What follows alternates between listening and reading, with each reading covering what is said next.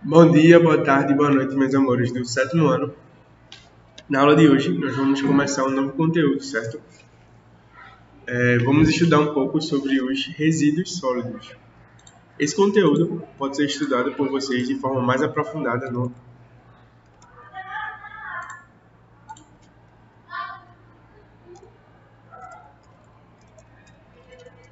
capítulo 6, certo?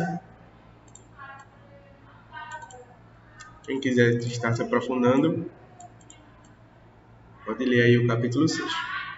Bom, esse termo resíduo sólido, acredito que seja familiar. Vocês já devem conhecer, etc., né? Que é resíduo sólido. Mas, só para definir aqui, os resíduos sólidos têm o mesmo significado anterior do lixo, certo? Certo? E o que é o lixo? Ou resíduo sólido?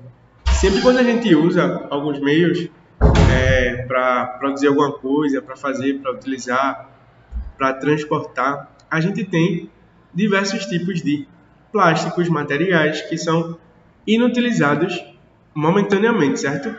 Como assim? Uma sacola plástica, por exemplo.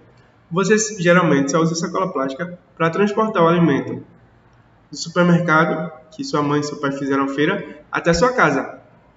E logo após, você descarta, você joga fora esse lixo, né? O plástico. Então, só que qual é o problema disso? Todo mundo faz isso, certo? Então, toda atividade humana, ela vai gerar lixo e vai gerar resíduos sólidos negativos que vão estar prejudicando, certo? A humanidade, certo? Nós jogamos coisas na natureza, mas essas coisas não deixam de existir. Elas continuam lá. Nós devemos sempre pensar e refletir sobre essas atitudes e como devemos ter ações no cotidiano, certo?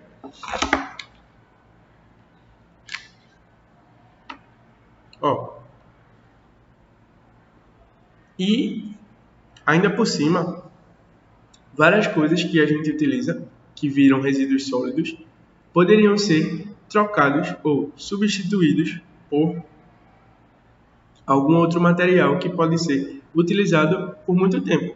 Por exemplo, uma sacola plástica pode ser substituído com as chamadas ecobags, que são sacolas ecológicas que têm a mesma função da sacola, que você pode botar sua feira dentro e transportar até a sua casa. E você utiliza ela por vários anos, evitando assim o grande desperdício e utilização da sacola plástica, certo?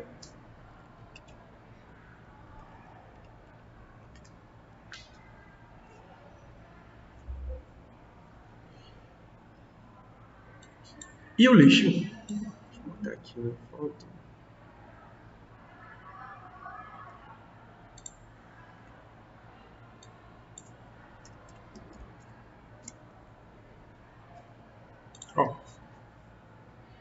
Deixa eu botar algumas dessas imagens aqui para a gente conversar um pouco sobre elas.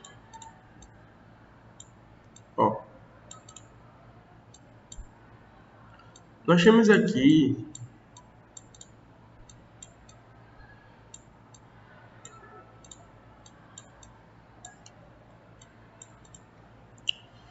observando aqui uma imagem figurativa, quantas coisas estão aqui não poderiam ser tanto reutilizadas quanto evitadas de serem usadas e trocadas por outro material. Por exemplo, muitas garrafas PET poderiam ser trocadas e ao invés de se usar garrafa PET, poderíamos usar garrafas retornáveis, certo? Como a Coca-Cola e a Fanta fazem atualmente. Dessa forma, nós estaríamos evitando com que muitas dessas garrafas que estão aqui jogadas, por exemplo, fossem produzidas, certo? E dessa forma, é tanto benéfico para o nosso bolso quanto para o meio ambiente. Por quê?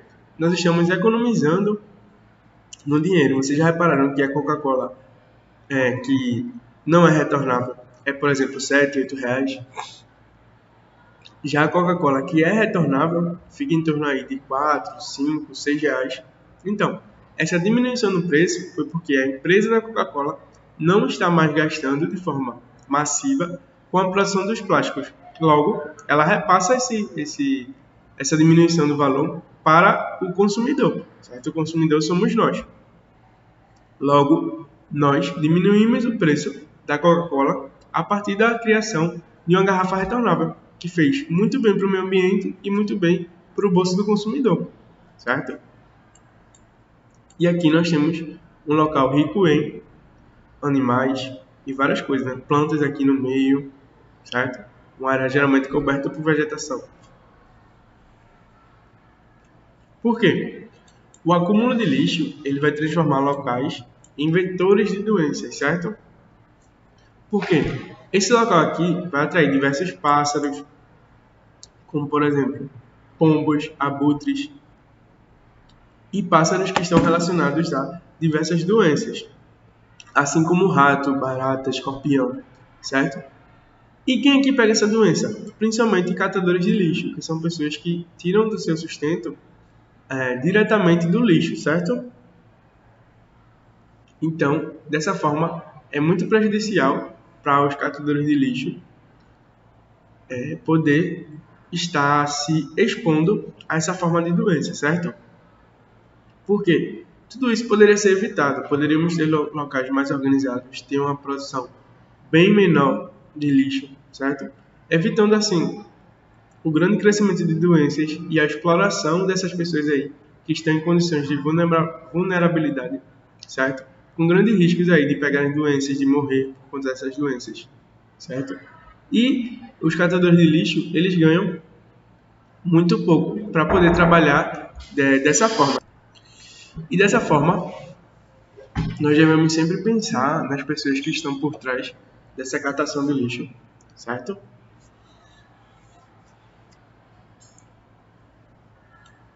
Vamos falar um pouco agora sobre o destino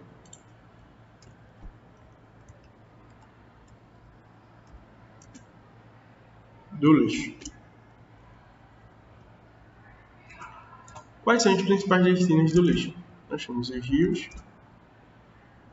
e a terra, certo? Ou a terra tá bom.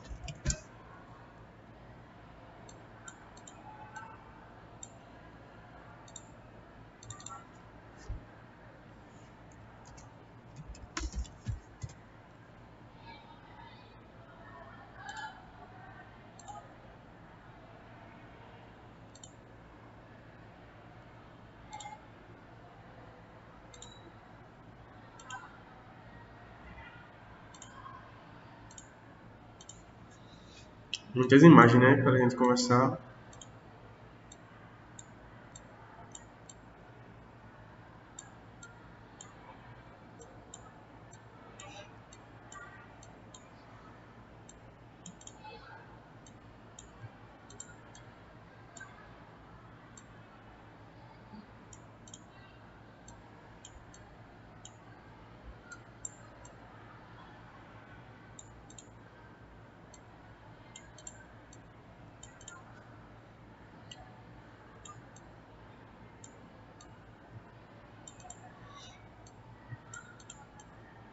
Ó,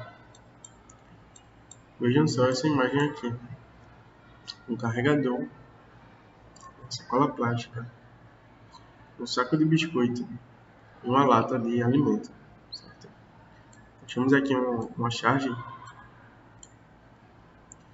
Lixo no mar é um desrespeito com a natureza, certo? E aqui, ó, as tartarugas marinhas, muitas vezes elas não conseguem diferenciar uma grande fonte de alimento para elas, que é a água viva, das sacolas plásticas. E elas acabam tentando se alimentar dessas sacolas plásticas, e a sacola plástica impede com que ela se alimente, porque ela ocupa o espaço aqui da boca das tartarugas e faz com que não entre alimento na boca delas, e dificulta até mesmo sua respiração, levando diversas milhões e milhões de tartarugas à morte, certo? Temos aqui outro exemplo. Provavelmente o animal, quando ele era menor, ele entrou aqui nesse espaço, certo? E aí ele foi crescendo e prejudicou todo o seu sistema motor, circulatório e etc. Todo o seu desenvolvimento aqui foi prejudicado a partir de um simples, né, argola aí, que pode ser produzido a partir de várias formas e também para diversos meios, certo? Temos outra imagem aqui, muito impactante, que são as pessoas, né? Tanto os animais quanto os seres humanos são prejudicados diretamente com o não cuidado, né, das águas, dos rios, por não se evitar jogar no mar os lixos. É dessa forma que nós colocamos, tanto nós que queremos utilizar as praias, etc., como os animais que vivem nela. Muitos deles morrem literalmente por algum lixo que nós jogamos, certo? Então, tenham mais consciência, propaguem essa ideia de não devemos jogar lixo fora do lixo, certo? Ainda assim, jogando lixo no lixo, nós ainda assim estamos prejudicando a natureza. Só que quando nós jogamos na rua, nós estamos prejudicando muito mais, certo? Por quê? Aqui pode ser remanejado, pode ser soterrado, podem existir várias formas. Mas o lixo que está aqui, por exemplo, essa imagem aqui, ela é muito difícil de ser coletada. Então, reflitam mais nas atitudes que vocês possuem aí quando vão à praia, quando estão nos ambientes, certo?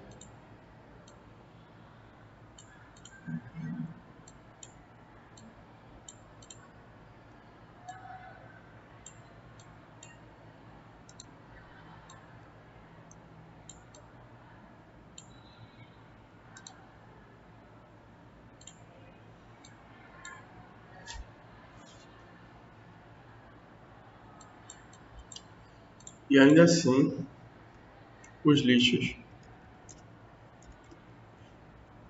transformam os locais em vetores de doenças. Ou seja, locais que anteriormente não serviriam, não iriam transmitir doenças, são aí jogados diariamente, certo? E são utilizados como vetores, ou seja, locais que possuem diversas doenças que podem ser transmitidas para a natureza, certo?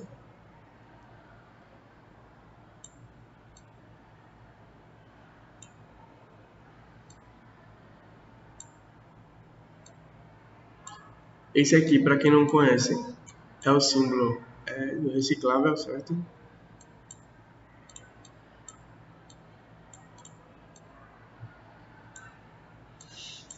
Bom, nós vamos ver agora algumas alternativas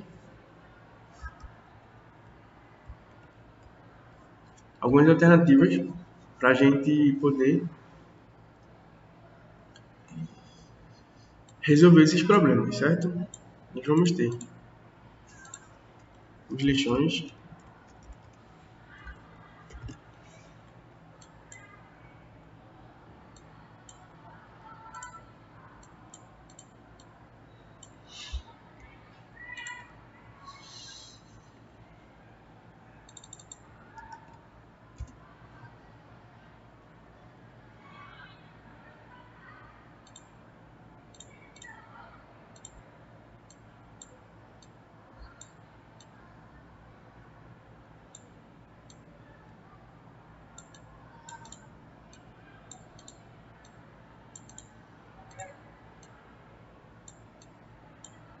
ó,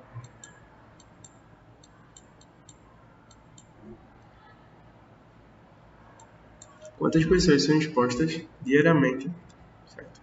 Colocam suas vidas em risco para poder coletar, para poder ter seu sustento a partir dos lixos. E essas pessoas ainda são expostas a diversas formas. Os lixões são locais na Terra que são jogados todo o resíduo sólido existente naquele ambiente, certo? Para poder se colocar nesse lixo em algum lugar, eles são jogados em uma área. Geralmente essa área ela é cercada por área verde, como vocês veem aqui, é bem comum isso. Existem vários tipos de lixões. Um muito famoso é aquele da novela Avenida Brasil, certo? Onde as meninas, as protagonistas lá, moravam na sua infância no lixão, certo? Isso é muito comum. As pessoas morarem perto de lixões e terem sua subsistência a partir do que elas acham no lixo, certo? Infelizmente, isso é uma realidade dura que muitas pessoas ainda vivem. E o que a gente pode fazer para melhorar a vida delas? Nós podemos intensificar políticas de reutilização e reaproveitamento de lixo, certo? Fazendo assim, nós estamos melhorando a vida dessas pessoas indiretamente, melhorando as nossas vidas e melhorando a vida do planeta. Por quê? Nós temos que pensar no planeta como um todo, certo? O que eu faço na minha vida vai impactar o que eu faço na vida do outro. Logo, não seria diferente com a produção, o descarte e a utilização do lixo, certo? O lixo que você usa hoje é o lixo que vai continuar na Terra amanhã. Esse lixo não vai para o espaço, não vai para outro local. Ele vai continuar aqui. E o que nós, enquanto seres humanos, enquanto cidadãos, vamos fazer para melhorar essa situação? E esses lixões são exemplos claros de descarte de resíduos a céu aberto, certo? Então, gente, a aula de hoje era isso. Obrigado e até a próxima. Bom dia, boa tarde ou boa noite, alunos que estão tanto presencial quanto online. Como vocês sabem, meu nome é Celso Lucas, sou professor de vocês de ciências, certo? Bom, na aula de hoje a gente vai dar continuidade ao conteúdo sobre doenças transmitidas por água, certo? Mas antes disso eu gostaria de revisar alguns tópicos já trabalhados até aqui. Nós já estudamos o capítulo 1, 2, 3, 4 e 5. E vamos terminar hoje o capítulo 6. Começamos a estudar o capítulo 1, estudando um pouco sobre máquinas e trabalho. Eu falei para vocês que máquinas é tudo relacionado a força e deslocamento. Quando existe força e deslocamento, eu vou ter a realização de trabalho, certo? E máquinas é qualquer atividade, qualquer aparelho que vai potencializar e melhorar a ação humana. Por exemplo, um trator. O ser humano demoraria muito tempo e precisaria de muitas pessoas para fazer o que um trator faz, certo? E o trator faz isso só usando uma pessoa e uma máquina. Eu falei para vocês que as máquinas podem ser divididas em máquinas simples e máquinas complexas. As máquinas simples, elas são aparelhos únicos, como tesoura, alicate, dentre outros, que vão melhorar qualquer atividade humana, geralmente manual, certo? E máquinas complexas, como bicicleta, são a junção de vários tipos de máquinas simples, certo? Falamos um pouco sobre a alavanca, que a alavanca vai ser sempre formada por duas partes, tanto o objeto rígido ou haste, quanto o fulcro ou base, certo? E as alavancas podem ser de três tipos: interfixas, interpotentes e interresistentes. Falamos um pouco sobre rodonas ou pólio e também os tipos de rodonas ou pólios, que podem ser móveis ou fixas, certo? Depois começamos a estudar o capítulo 2, que falava sobre calor e temperatura. Eu falei para vocês que temperatura vai medir o grau de agitação das moléculas, certo? E tem como área de estudo das ciências, o nome é termologia. Termo de temperatura e logia de estudo. Vai ser a ciência que estuda os fenômenos referentes a calor, temperatura, dilatação térmica e fenômenos de transmissão de calor. A temperatura, como eu falei, mede o grau de agitação das moléculas a partir de termômetros, que existem três usados na atualidade. Aqui no Brasil a gente usa o grau Celsius. Nos Estados Unidos a gente vai usar o Fahrenheit e os cientistas usam muito a escala Kelvin, certo? Se temperatura vai medir o grau de agitação das moléculas, o que é calor? O calor vai ser sempre a energia em transe. Sempre quem está mais quente para quem está mais frio, a energia sempre vai passar nessa direção. Do mais quente para o mais frio. E essa energia em transe é chamada de calor, certo? E o calor pode ser transmitido de três formas. Quem lembra? Condução, convecção e irradiação, certo? A condução térmica, como o nome está dizendo, condução, é necessário um condutor térmico para transmitir a temperatura de uma parte de um local para o outro, certo? Por exemplo, quando você bota numa panela de ferro água e bota essa água em cima do fogão, o calor do fogo está sendo transmitido para a água a partir do condutor, que é a panela, certo? A condução térmica acontece principalmente em meios sólidos.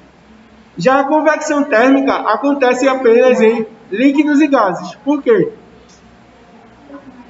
O calor está sendo transmitido para os objetos, certo? E vai fazer com que suas moléculas se aqueçam e comecem a agitar. Tenham mais temperatura, logo mais agitação das moléculas. Essa agitação faz com que as moléculas fiquem mais leves. Ou seja, essa leveza vai fazer com que tudo que está muito quente suba. Quando eu falo de líquidos e gases. E quando está frio, desça, certo? Por isso que a gente usa, por exemplo, ar-condicionados acima dos locais, certo? Por quê? Porque a temperatura gelada ela sempre tende a descer e a temperatura quente tende a subir, certo? O quente sobe e o gelado desce. Depois falamos sobre a irradiação. A irradiação é a forma de transmissão de calor a partir de ondas eletromagnéticas, como por exemplo o Sol. O Sol ele transmite calor para a Terra a partir de ondas eletromagnéticas, certo?